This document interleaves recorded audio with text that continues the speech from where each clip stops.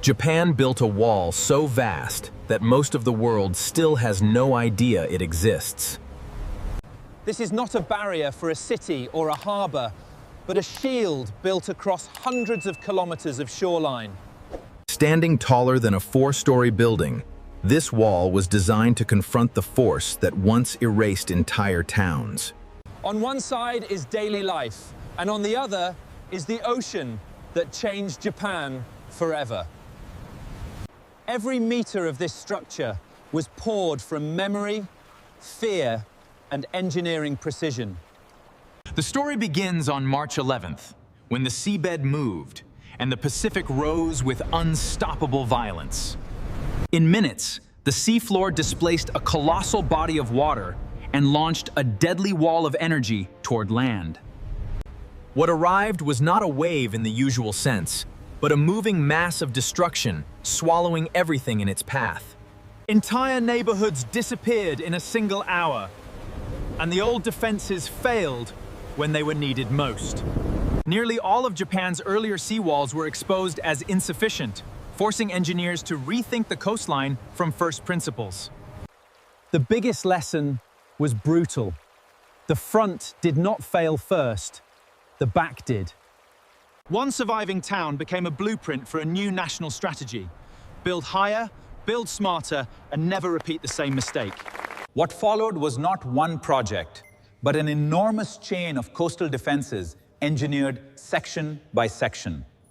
The wall was never uniform, because the ocean never attacks the same way twice. Before concrete touched the shore, the coastline was simulated again and again in digital models. Every kilometre demanded its own answer, shaped by bathymetry, geology, and the memory of previous failure. The real work began below the surface, where invisible ground conditions would decide the fate of the wall above. Some sections hid soft clay, others dense sand, and others hard coastal rock, each one requiring a different foundation logic. Japan first dismantled what had failed, not to erase the past, but to study it. Even land preparation became a race against erosion, weather, and the next tsunami season. The alignment of the wall was measured meter by meter before a single excavation began. In weak ground, machines could not trust the earth, so engineers taught the earth how to carry them. The tide gave only a few precious hours each day, and every lost minute meant falling behind the ocean.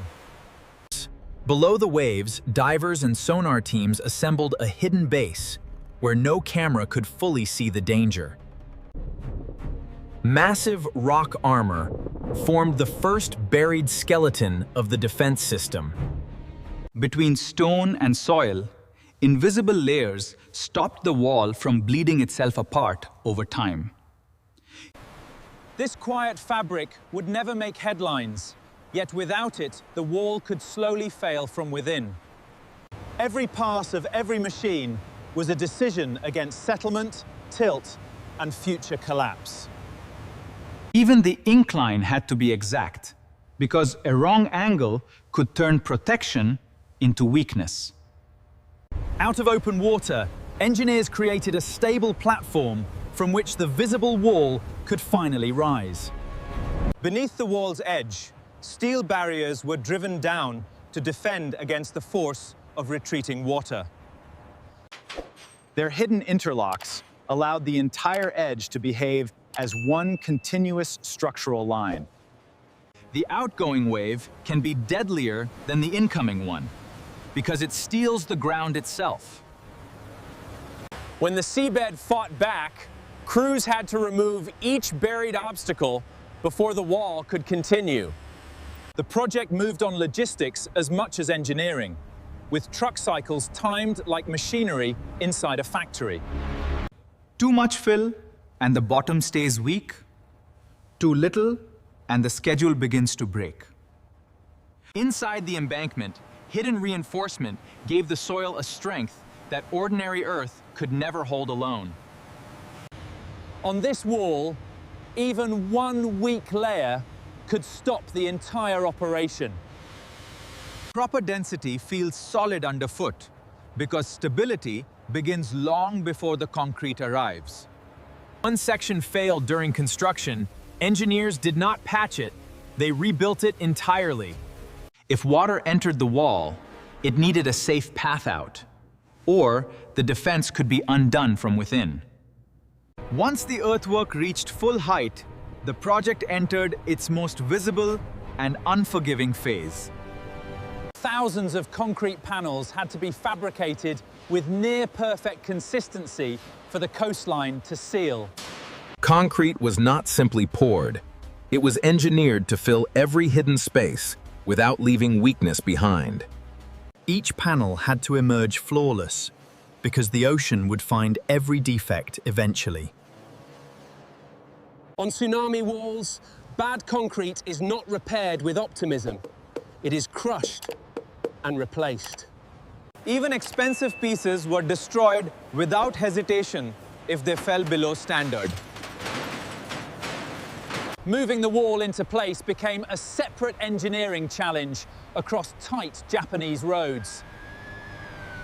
Installation demanded millimeter accuracy because one uneven seat could crack a panel before the sea ever touched it.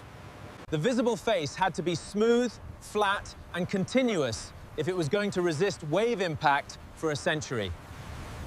At each seam, swelling seals were designed to tighten underwater instead of giving way to it. Because the coast bends, the wall could never rely on one repeating shape. Dozens of custom forms allowed the coastline to close with near-zero gaps. What looks like repetition from above was in reality a highly choreographed sequence of unique local decisions. The crown wall was the spine that turned separate parts into one integrated coastal machine. A failure mid-pour could have left a cold joint and a permanent structural weakness. One elegant angle could redirect dangerous overtopping away from the towns behind it.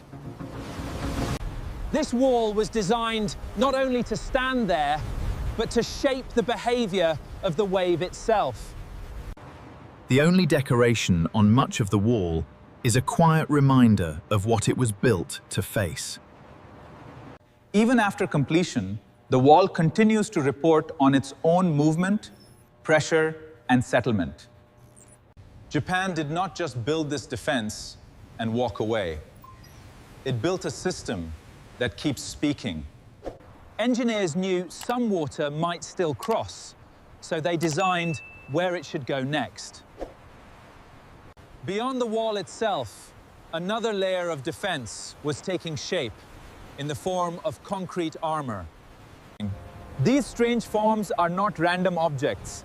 They are controlled chaos built to break the energy of the sea. Their strength comes from the empty spaces between them, where wave force is scattered instead of concentrated. Every block size was chosen by formula because the ocean negotiates only in physics.